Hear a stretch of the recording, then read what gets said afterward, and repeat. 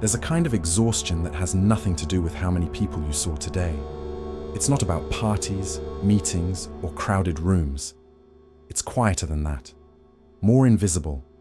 It's the exhaustion of knowing that at any moment, someone could reach you, that your phone could light up, that a message could arrive, that someone, somewhere, might need something from you. And even when no one does, even when the phone stays silent, the weight of being reachable never lifts. If you've ever felt drained just by the possibility of being contacted, this isn't about hating people. It's about something far more specific and far more misunderstood. It's about living with a door that never fully closes. And for some of us, that door has been open for so long, we've forgotten what it feels like to lock it. Most people think social exhaustion comes from interaction, from talking too much, from being around others for too long. And yes, that's part of it. But for some people, the exhaustion begins earlier. It begins the moment they wake up and see notifications waiting. It begins when they hear the phone buzz and feel a small jolt of dread before they even look. Because every message, every call, every ping carries the potential for something. A question, a favor, a problem, a conflict, a need. And your mind registers all of it, not as communication, but as demand. You open your phone and immediately feel behind, not because anyone is angry, not because the messages are urgent, but because each notification is a small emotional task now sitting in your mental inbox. And unlike work emails, these tasks come with faces, with histories, with expectations you can't quite name, but absolutely feel. Thoreau once wrote that most men lead lives of quiet desperation. But what he didn't say is that some of that desperation comes from never being allowed to be unreachable, from living in a world that expects you to always be on, always available, always responsive. And if your nervous system is wired a certain way, if you're sensitive, introspective, easily drained, that expectation alone can hollow you out. Because you're not just managing messages, you're managing the emotional weight of being needed. Let me tell you about someone I'll call Maya. Maya wasn't antisocial. She had friends, a family, a partner who loved her. But she noticed something strange happening over the years. She would wake up, see 3 unread messages, and immediately feel behind. Not because the messages were urgent, not because anyone was angry, but because each one represented a small emotional task she now had to carry. One message from her mother asking how she was. One from a friend suggesting they catch up soon. One from a group chat she'd been ignoring for days. None of them were bad. None of them were demanding. But together, they formed a quiet pressure she couldn't shake. She would open her phone and feel her chest tighten. She would read a message and think, I need to respond to this thoughtfully. And then she wouldn't respond at all because she didn't have the energy to be thoughtful. And then she would feel guilty for not responding. And then she would avoid opening the app altogether. By the end of the week, she had 12 conversations half finished, sitting like stones in her mind. She wasn't ignoring people because she didn't care. She was ignoring them because caring, really caring, cost her something she didn't have enough of. And the worst part, even when no one messaged her, she still felt the weight. Because the phone was always there, always within reach, always a portal someone could walk through at any second. She described it once like this. It's like living in a house where the doorbell could ring at any moment, and I never know if it's going to be someone I love or someone who needs something I can't give. I know this feeling. I used to keep my phone on silent, face down in another room, and still feel like I was tethered to it. Because it wasn't about the sound. It was about the knowledge that I could be reached. That someone, somewhere, might expect a reply. That I was never fully off duty. I remember one afternoon, I turned my phone off completely, just to see what it felt like. And for the first hour, I felt relief. But by the second hour, the guilt crept in. What if someone needs me? What if something important happened? What if they think I don't care? And when I finally turned it back on, there were no emergencies. Just 3 messages, normal messages. kind messages even. But I felt the weight of them like I'd been carrying bricks all afternoon. And that's when I realized something uncomfortable. I didn't want to be reachable all the time. I wanted long stretches where no one could find me, where I didn't owe anyone a response, where I could just exist without being a point of contact. But admitting that felt selfish. It felt cold. It felt like I was failing at being a good friend, a good son, a good person. So I stayed reachable, and I stayed exhausted. Thoreau believed that solitude was not the absence of company, but the presence of oneself. And he was right. But what he lived in the woods of Walden, we now live in the noise of notifications. The difference is this: Thoreau could close his door. We can't, because the door isn't physical anymore. It's digital, and it's always, always open. And for people like you, people who need silence to think, to feel, to recover, that openness is not connection. It's invasion. It's the constant hum of potential interruption.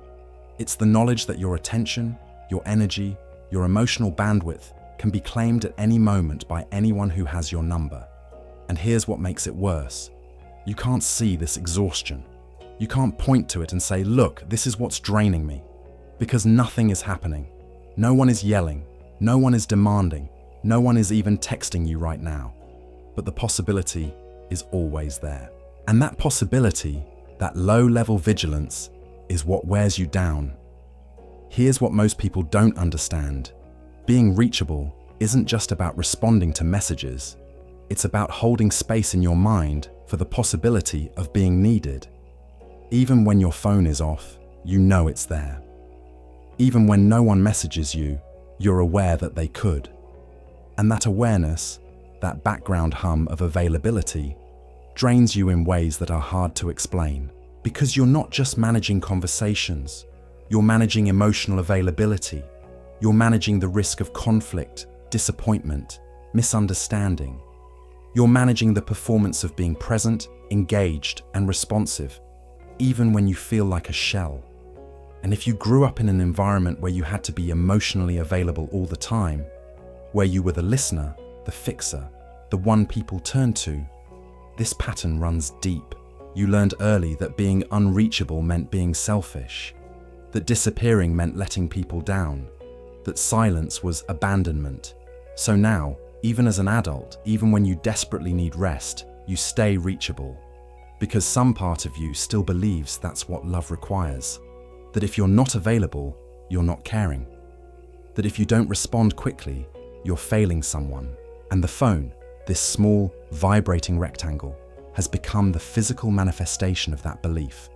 It sits in your pocket like a leash, and every buzz, every notification, every unread message is a small tug reminding you, you are needed, you are expected, you are on call.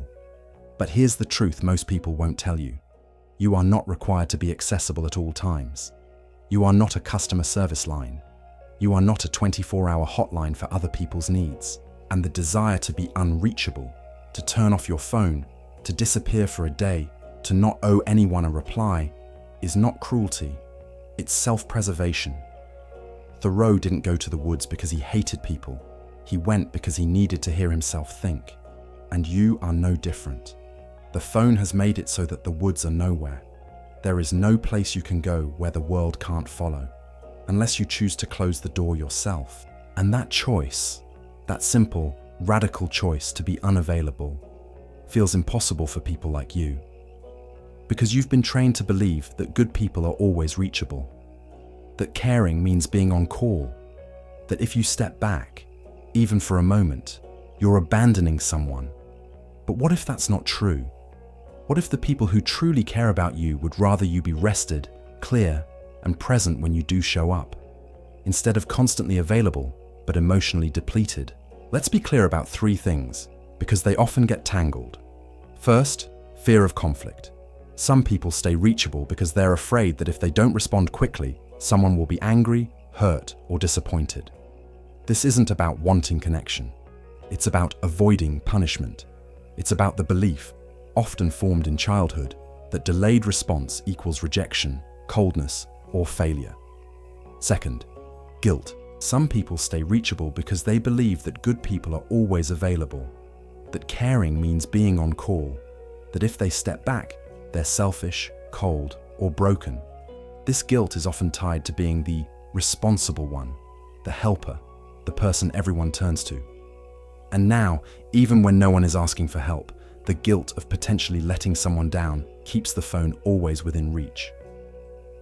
Third, genuine need for silence. Some people need long stretches of time where no one can reach them, not because they're running away, but because their mind only settles when the door is closed, when there's no possibility of interruption, when they can finally hear their own thoughts without the background noise of other people's needs. And here's what matters. All three of these can be true at once. You can be afraid of conflict, guilty about boundaries, and genuinely in need of silence, all at the same time. The work isn't to fix yourself. The work is to untangle these threads and see which one is actually yours.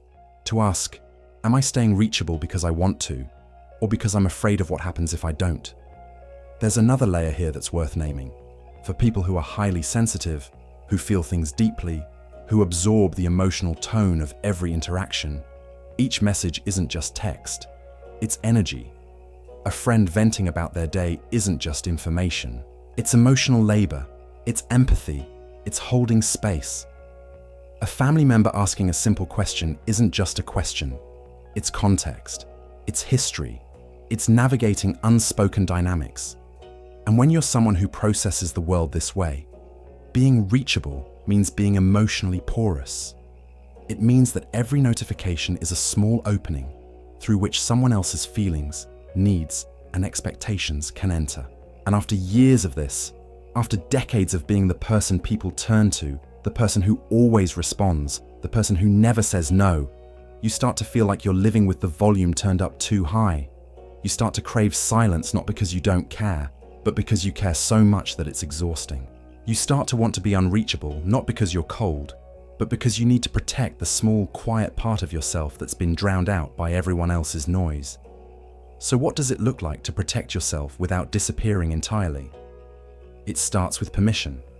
Permission to admit that being reachable all the time is not sustainable for you. Permission to turn off notifications without feeling like a bad person. Permission to respond when you have the energy, not when the message arrives. It might mean creating windows of time where your phone is truly off, not on silent, not face down, off, where for 2 hours or 4 hours or a whole afternoon, you are genuinely unreachable, and where you practice sitting with the discomfort of not knowing what you're missing. It might mean being honest with 1 or 2 people you trust, telling them, if I don't respond right away, it's not because I don't care. It's because I need time to be alone with my own thoughts before I can be present for anyone else. Most people won't understand, but the ones who matter will. And it might mean redefining what availability looks like for you. Maybe you're someone who responds once a day. Maybe you're someone who prefers voice notes over text because they feel less like tasks. Maybe you're someone who needs to say, I love you, but I can't be on call. None of this makes you cold. It makes you honest. It makes you someone who understands that real connection requires rest. That you can't be present for others if you're never present for yourself. There's a line, of course. A line between protecting your energy and cutting yourself off from everyone who cares. And that line is different for everyone. But here's how you know you're on the right side of it. If stepping back brings you relief, clarity, and the ability to breathe, you're protecting yourself. If stepping back brings you only emptiness, fear, and deeper isolation, you may be hiding. The difference is this: solitude refills you. Isolation empties you. Solitude is chosen. It's intentional. It's the space you create to hear yourself think. Isolation is what happens when you're too afraid to let anyone in, even when you want to. And the goal isn't to be unreachable forever.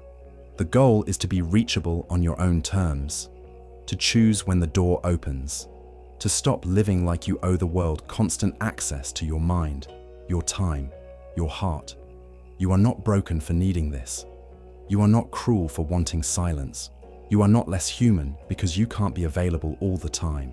The world has changed faster than our nervous systems could adapt.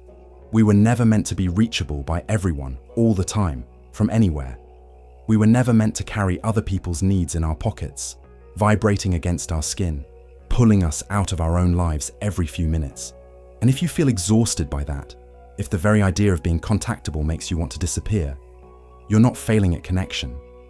You're recognizing that real connection requires space, that you can't be present for others if you're never present for yourself. That being available to everyone means being available to no one, including you. Thoreau said it best, "I went to the woods because I wished to live deliberately." You don't need to go to the woods, but you do need to live deliberately. And that means deciding, with intention, when you are reachable and when you are not. It means recognizing that your energy is finite, that your attention is sacred, that your peace is not something you owe to anyone who happens to have your phone number. So maybe tonight, or tomorrow, or sometime this week, you try something small. You turn off your phone for an hour. You let the messages wait. You sit with the discomfort of not being available, and you notice what happens. Maybe guilt rises, maybe relief, maybe both. And maybe, just maybe, you start to see that the exhaustion you've been carrying isn't about the people in your life. It's about the weight of a door that never closes. It's about living in a state of constant availability that your nervous system was never designed to handle. And once you see that, once you name it, you can start to make different choices. Small ones at first, then bigger ones, until one day you realize you've built a life where you're reachable when you choose to be, where silence isn't something you steal in secret, but something you protect openly, where being unavailable doesn't make you a bad person, it makes you someone who knows how to rest. And if you've ever wondered whether it's possible to love people deeply while also needing to be unreachable sometimes, whether you can be kind and still have boundaries, connected and still need silence, that's a different kind of story. One that unfolds in the next quiet conversation, Alone Together. A quiet corner of the internet for people who choose solitude over half-hearted connections.